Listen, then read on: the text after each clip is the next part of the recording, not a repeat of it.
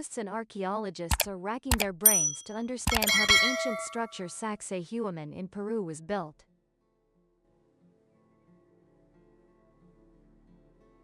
This magnificent structure is composed of massive stone blocks so large that even modern machinery would struggle to move and position them appropriately.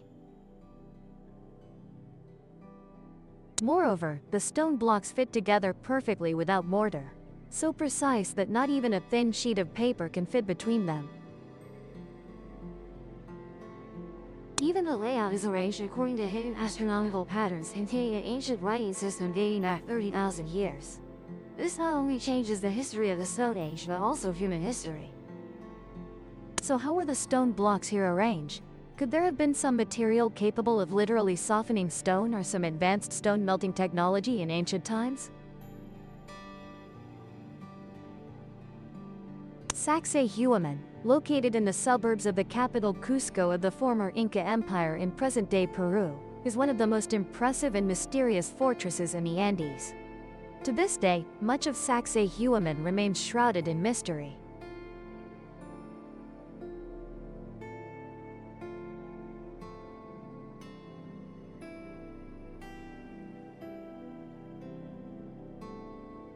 Author and researcher Dr. Derek Cunningham proposed an interesting but controversial hypothesis. Based on his study of the Sacsayhuaman stone complex, he believes the strange angles formed by these stones represent astronomical data of the moon, sun, and earth, as well as solar and lunar eclipses.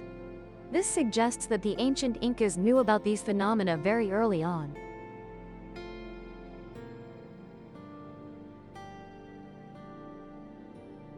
This doesn't seem too surprising since many ancient temples also have structures arranged according to astronomical principles. However, he noticed that the angles created by the Sacsayhuaman stones reveal something extraordinary. Dr. Cunningham said each of the 9 standard astronomical values would have been selected by ancient astronomers to help predict solar and lunar eclipses.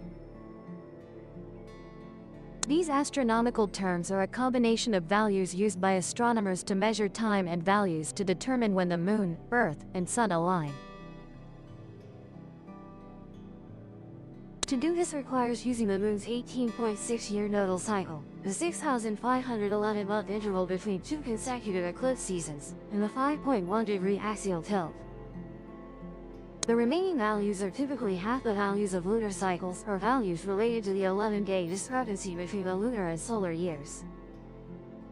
He claims that similar ancient astronomical writing like that at Sacsayhuaman has also been found in both the Lascaux and Chauvet caves in France, the Asanlawana monument in Africa, and a 30,000-year-old carved stone found at the Shudongu Paleolithic site in China.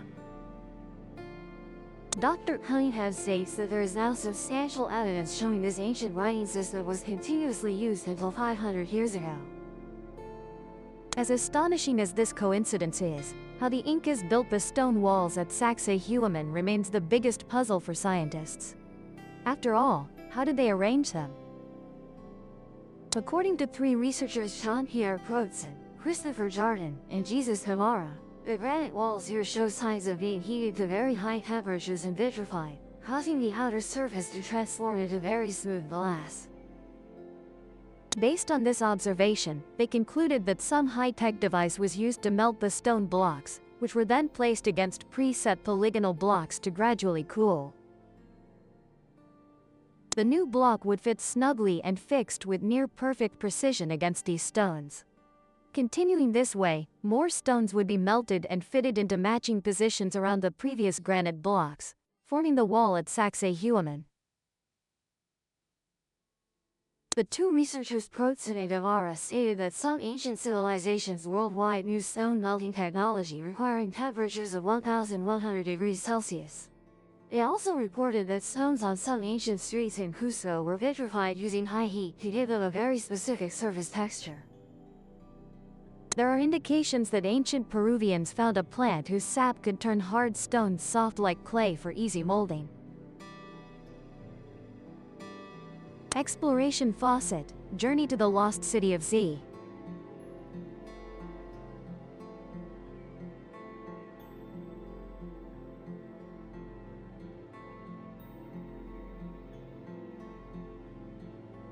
Brian Fawcett, the editor of his book, retells the following story in the notes section. A friend of his working at a mine over 4,000 meters high in the town of Cerro de Pasco, in central Peru, found a jar in a pre-Inca tomb. He assumed it was an alcoholic drink and broke the intact ancient seal to open the jar, but accidentally spilled it on a rock. Colonel Fawcett said, "About 10 minutes later I bent down to the rock to check the spilled liquid. There was no puddle of liquid. Not only that, the rock beneath where the liquid had been was gone.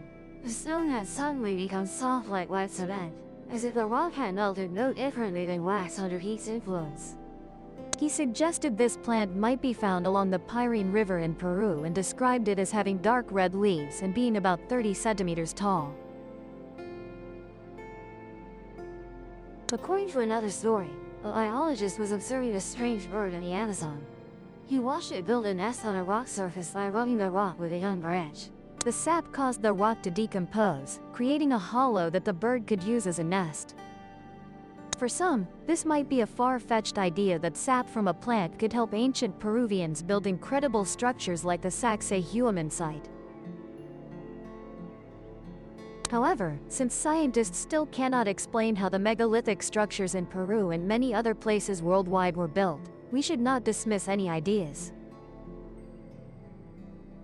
Jean-Pierre Proudhon, a French researcher, repeatedly attempted to replicate the Sacsayhuaman construction.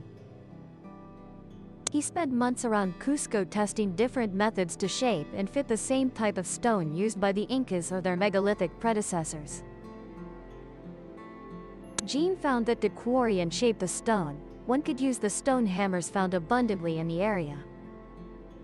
As for precisely fitting the stones together, it was a relatively simple problem. He used hammers to create indentations, then trial-fitted new stones until finding one that fit relatively well.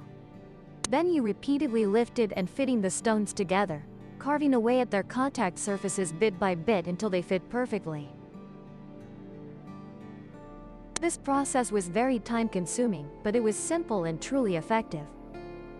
He concludes that there are still many unsolved mysteries. For example, he still couldn't understand how the ancient workers moved and positioned the larger stones, which exceeded the size of a normal adult. His efforts reflect a thorough research process, and that modern science still cannot explain or replicate the wonders discovered at the Sacsayhuaman site. Additionally, he also found cut marks on some stones very similar to the pyramidion of the unfinished obelisk at Aswan, Egypt. Could there be a connection between the Inca people and the Egyptians on the other side of the globe? To this day, the construction methods of megalithic structures remain an unsolved ancient mystery.